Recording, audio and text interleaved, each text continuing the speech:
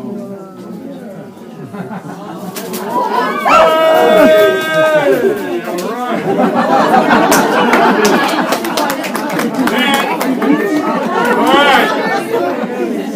didn't take a shower this morning.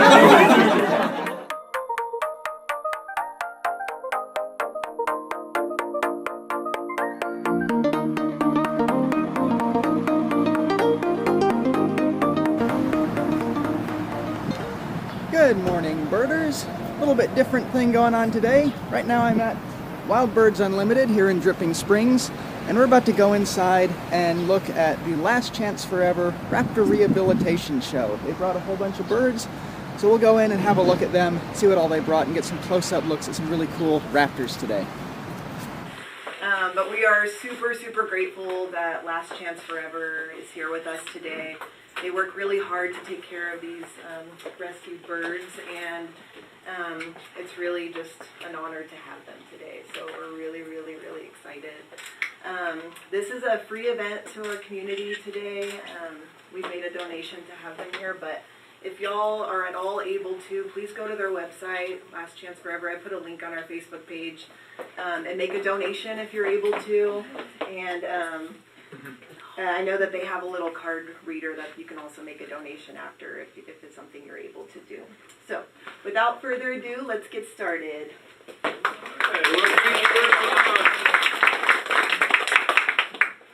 Hi, what a nice crowd. Did y'all come because you couldn't go anywhere else? Or surely you came because this was the place to be. Well, my name is Mike, and I'm here today with Rob. I say we are from an organization called Last Chance Forever in San Antonio. Both Rob and I are volunteers. I've been many years as volunteers there for them. If you're not familiar with Last Chance Forever, then we take care of sick, injured, and orphaned birds of prey. Hawks, owls, eagles, falcons, and the vultures. And then our primary job is to get them back out into the wild where they belong. Our secondary job is public education, and so this is part of our education. Okay, well, I've talked enough. I know you want to see some birds. The first bird we're going to have today is a bird that specializes in hunting other birds. That's what it especially is, and it's a falcon. We have, I think, 5 types of falcons in the United States. 4 of them you'll find here in Texas. This is one you'll see in Texas. This is a merlin. Let's take a look at the merlin.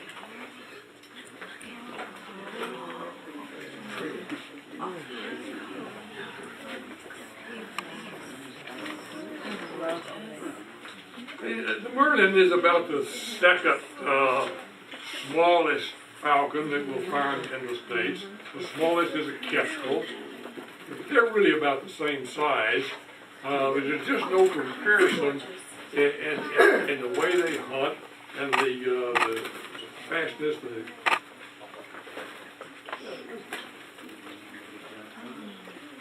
I had somebody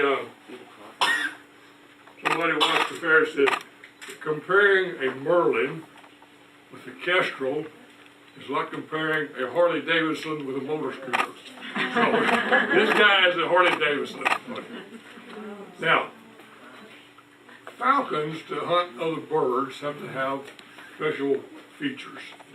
All these birds have a niche that they're after, and they have different capabilities or different physical abilities to allow them to hunt. Falcons have very long wings. Now he's missing part of his wings, so don't want him to open them too much. But you'll notice how long his wings go. Long and pointed. This allows him to fly very fast because he uses speed in hunting.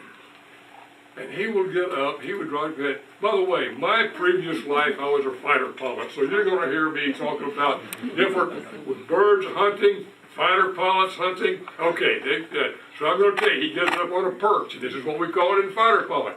He's up on the perch, and so he's down, looking down below, so he can use the altitude to gain speed, and he will even use the sun.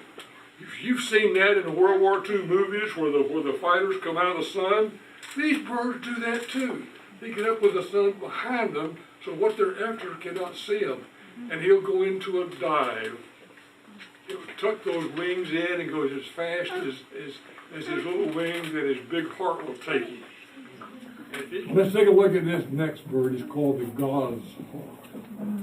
Is that white patch, sir, is the white patch on the back of your falcon, is that a bandage or is that normal? There's a little feather back there. Okay. This is a goshawk.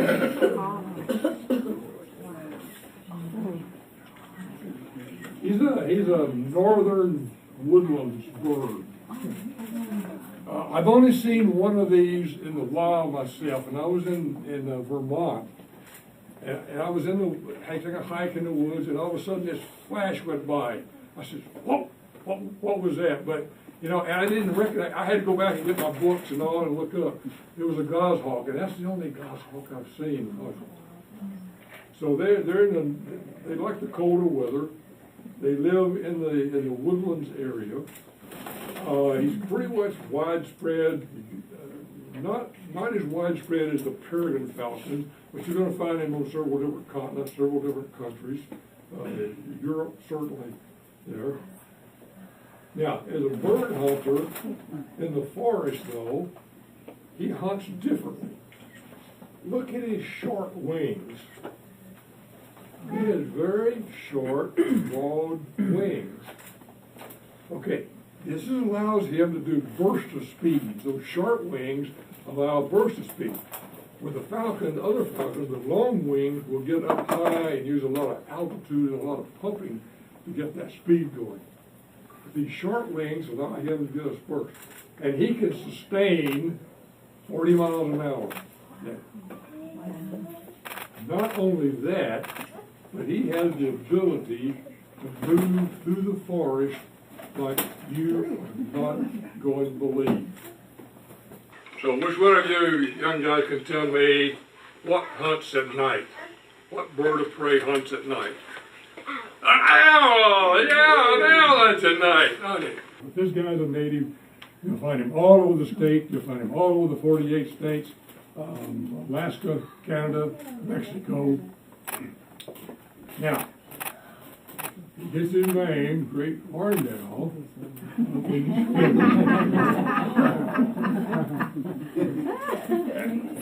And that's what they are. They're feathers. They're not horns. They're not ears. His ears, yeah, okay. His ears are right back here on either side of his facial disc. Okay. Now, and his ears, kind of like mine, because one ear's high and one ear's low. But his are supposed to be. Because that helps him with a Doppler effect on hearing, and that helps him locate that little noise on the ground.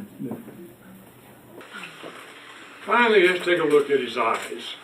Great, big, yellow eyes. Some owls have black eyes. And this tells you the time of day that they would prefer to hunt. The owls with light-colored eyes can take in very, very small amounts of light and can see very well. So they like to hunt at dawn and at dusk. That's a favorite time for these birds to hunt. So they use both their eyes and that great hearing. But they can hunt when there's no moon, when there's nothing around. The barred owl, barred like stripes, has very black eyes. And you're going to find him in a forest area, and he normally doesn't come out and hunt until it gets really, really dark, primarily using only his ears out. So that's a clue of when the birds hunt. I don't know. You gonna be able to handle that bird by yourself, Rob? Yeah, I think I can. All right. Well, if we were quiet, we'll make sure you keep his hand.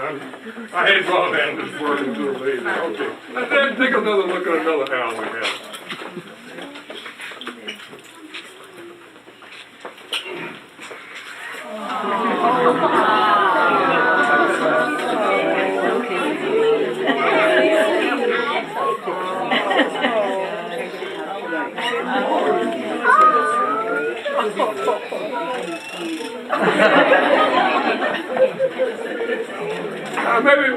Would you mind telling me about this bird, Rob? Sure, this is a red-faced screech owl.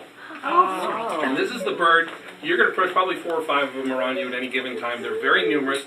You don't see them, of course, because they're out at night, and you have to have your ears open for them.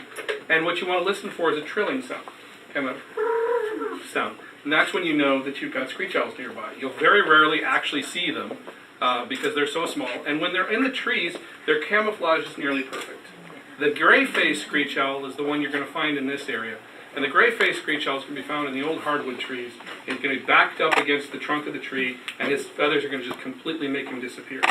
This guy is going to be found in the big pine trees, mostly out on the East Coast. And he, of course, when he's up in a big pine tree, and he's sitting like that, he looks a bit like a pine cone. So it's easy to mistake him. This is the bird you'll sometimes see in storybooks, with them sitting side by side on the branch. And I've only ever gotten to see that one time in my life, and it happened to be at the University of Minnesota. I was walking through a park, and I just happened to walk under a branch, and there were 5 of them sitting side by side in the tree. Now you'll notice he's also got the horns, just like the great horned owl, but he's not a baby great horned owl. A lot of people look at it, and that's what they think. This is a full-grown screech owl. He just eats smaller prey. One of his favorite types of prey happens to be cockroaches. So sometimes we can let him loose in the barn, and he can have a good time there hunting for himself.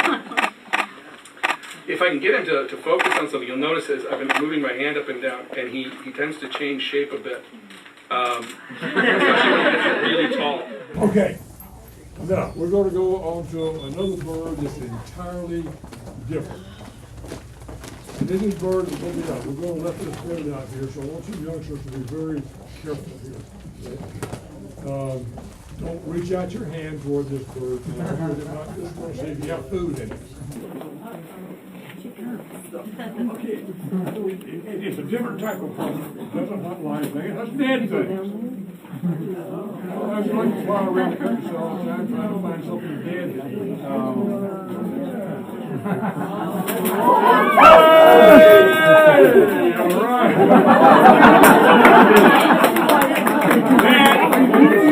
All right.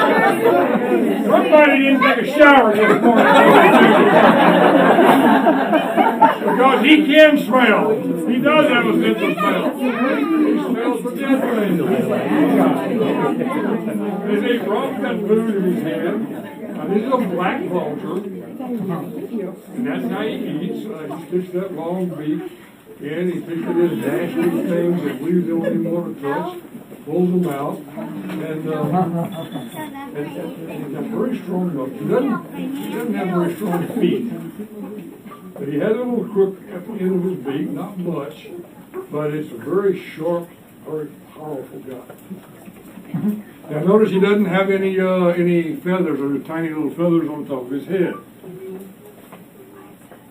Guys, if you stuck your head where he sticks his, you wouldn't want any hair on your head either, guaranteed. I take exception to that.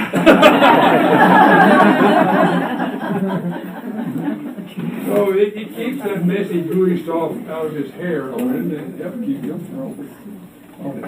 We have 2 types of vultures in Texas. We have a black vulture, but in North America. 2 types of vultures. We have a black vulture that you see here. We have a turkey vulture, which is more widespread. A turkey vulture has a red head. You can't see that red and black in altitude. You can't tell much, but this guy will have white stripes when he gets older. He's pretty young. I don't know how old is he? Maybe 3 or 4 years old, I think. He's still a young bird. The turkey vulture has a silver outline underneath his wings. You can see that. The turkey vulture will also fly with a pretty much of a dihedral like this. This guy tends to fly his wings more flat. Now you can see some of those white, and you can see those fly. What's he eating? Yeah. I'll see if I can walk over. What is he eating? I'm using beef heart. It's a good consistent protein that we can use with them, but it could be anything. He's very agile. Yes. More than you would think. He turns around and run right there. They do what? He turns around really quickly. Oh, yeah. A lot of people think these birds are ugly and nasty.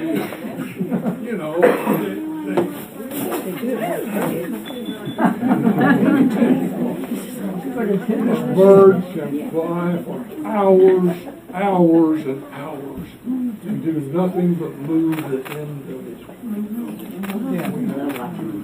It can soar and it's absolutely beautiful. And so the job it does for us is wonderful.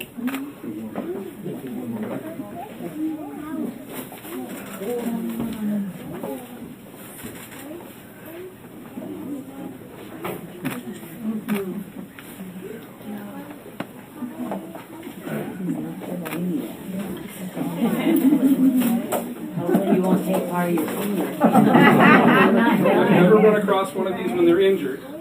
This is what you're likely going to encounter. He's going to find a big pile of brush, and he's going to run away from you. And it's not easy to get a hold of him. So when he put him down on the floor and he heads over to this, it's because he sees this as safety, just the same way he would see that pile of brush. Oh, no kidding. Okay, ready to go home? I said go home.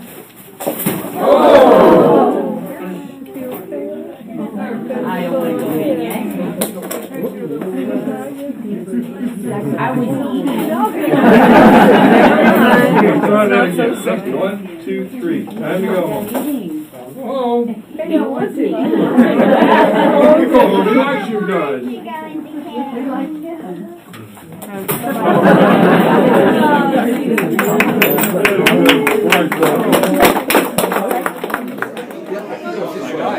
So that was Last Chance Forever. Hope you enjoyed it. If you want to donate, it's a great cause. You can find a link down there in the description. So until next time, have a great time, good birding. See you next time, birders. He was doing some photo shoot. Idea that this is where the photo is. So, but you leave the door open, the bird starts to go out, venture on its own. And eventually,